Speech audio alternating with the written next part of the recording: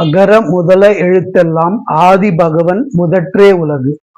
ஆதி பகவன் பகலவன் முதற்றே உலகு. ஆம், நீங்கள் கேட்டது சரிதான். எழுத்துக்களுக்கெல்லாம் முதன்மையானது அதுபோல் ஆதிக்கு ஆதவன் என்று பெயர், பகலவன் இது சூரியன், இந்த உலகத்திற்கு முதன்மையாகவன் ஆதவன் என்று திருவள்ளுவர் கூறியிருக்கலாம் என்பதே என்னுடைய கருத்து. ஆகவே ஆதவனே இந்த உலகத்திற்கு முதன்மையானவன் என்றே இந்த வீடியோவில் நான் உங்களுக்கு பகிர விரும்புகிறேன்.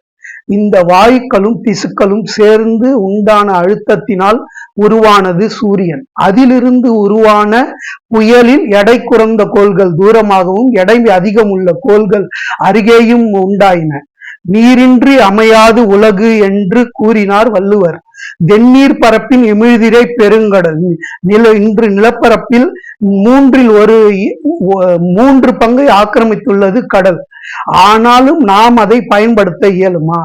சூரியனின் வெப்பத்தினால் கடல் நீர் ஆவியாகி மீண்டும் அது நன்னீராக மழையாக வரும்போதுதான் நாம் அதை பயன்படுத்த இயலும். ஆகவே பகலவன் சூரியன் தான் உலகிற்கு முதன்மையானவன்.